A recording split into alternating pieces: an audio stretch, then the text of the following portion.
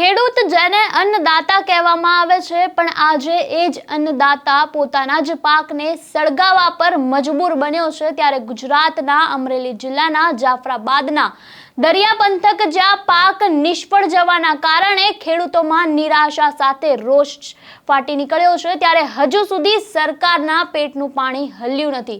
હજુ સુધી એ જ નાટકો કરવામાં આવી રહ્યા છે, પરંતુ વળતરની કોઈ વાત કરવામાં આવી રહી નથી। ત્યારે નવજીવનની ટીમ અમરેલીના જાફરાબાદ પહોંચી ગઈ અને ત્યાંના ખેડૂતોની વ્યથા સાંભળી છે। ત્યારે શું છે મામલો, આપણે વિગતે વાત કરીશું। વૈષ્ણવજન તો તેને કહીએ જે પીડ પરાઈ જાનાને રે। નમસ્કાર, હું આપની સાથે પ્રિયા નાયક, આપનું નવજીવન ન્યૂઝમાં સ્વાગત છે।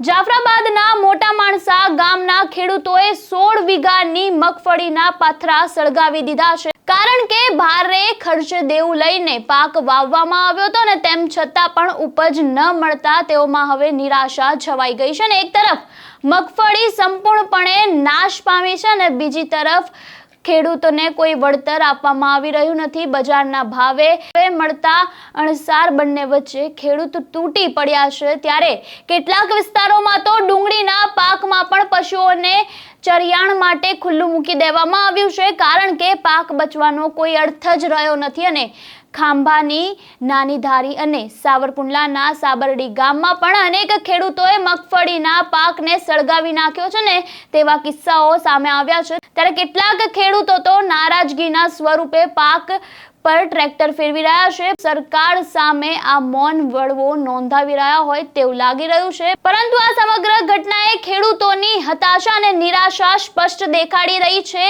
દેવું કરીને વાવેલી મગફળી અને ડુંગળી બંને પાક નિષ્ફળ જતા ખેડૂતોને આર્થિક ફટકો પડ્યો છે અને હવે ખેડૂતો દેવા માફીની માંગ સાથે સરકાર સામે આશા રાખી રહ્યા છે અને તેમને કોઈ રાહત મળશે તેવી આશા રાખી રહ્યા છે। ત્યારે આપણે શૈલેષ જોગાણી જે ત્યાંના ખેડૂત છે જેમનો તે પાક હતો, પહેલા તેમને સાંભળીએ। મારું નામ શૈલેષભાઈ મુનુભાઈ જોગાણી, ગામ મોટા માણસા, તાલુકો જાફરાબાદ, જિલ્લો અમરેલી। આજે મેં મારા ખેતરમાં 16 વીઘાની માંડવી વાવેલી છે, એમાં મેં 1.5 થી 2 લાખ રૂપિયાનો ખર્ચો કરેલ છે અને જે પાક મારે સંપૂર્ણપણે આજે વરસાદથી નુકસાન થયેલ છે, તો એના માટે મારે આ અત્યારે પાથરા મેં હળગાવેલા છે, પણ એ હળગતા નથી અને એના માટે જે કાઢવાનો ખર્ચો મારે અલગથી થાય એમ છે। તેમ છતાં મારે અત્યારે માલ ઢોર માટે નીણ નથી।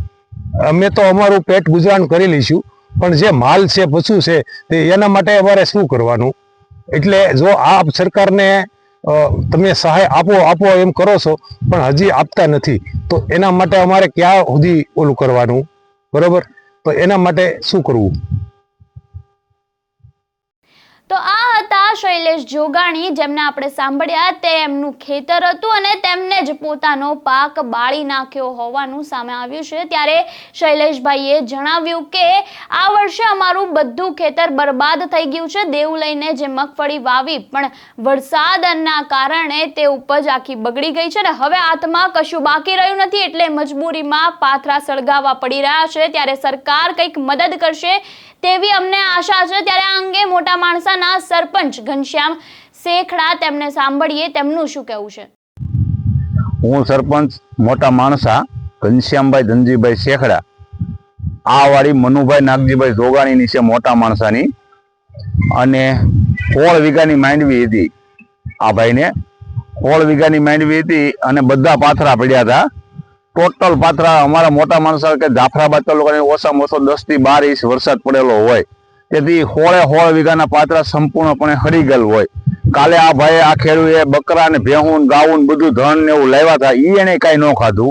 આજે એ લોકો હળગાવવા આવ્યા તો અંદરથી બધું ગારા જેવું છે, હળગતું નથી, તો હળગાવ્યા છે પાથરા, બરોબર। એટલે આ ખેડૂને લાખો રૂપિયાનું નુકસાન છે। આ ભાઈને નુકસાન તો છે જ, પ્લસ એની ઘરે માલ ઢોર હોય એના માટે પશુનો સારો 1 પણ રૂપિયાનો સારો એની પાસે એક જરીકે નથી રહ્યો, બધો પલળી ગયો છે।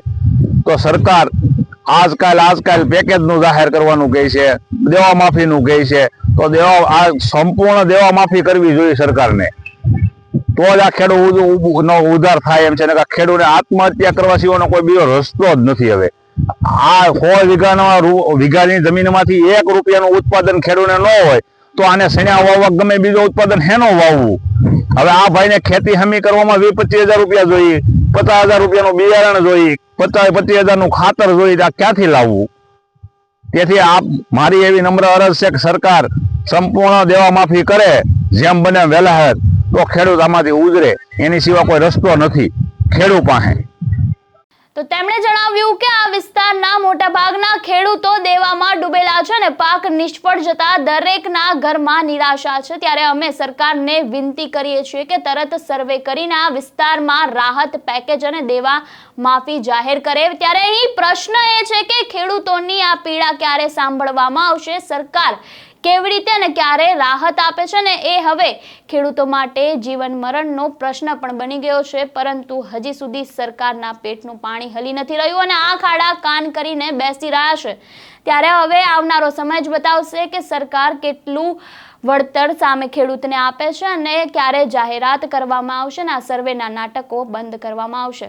ત્યારે આપનું આ અંગે શું કહેવું છે અમને કમેન્ટ બોક્સમાં આપના મંતવ્યો જરૂરથી જણાવજો અને આવા વધુ સમાચાર માટે જોડાયેલા રહો નવજીવન ન્યૂઝ સાથે. તેમજ વિડીયોને લાઇક, શેર, સબસ્ક્રાઇબ કરવાનું ભૂલતા નહીં. નમસ્કાર.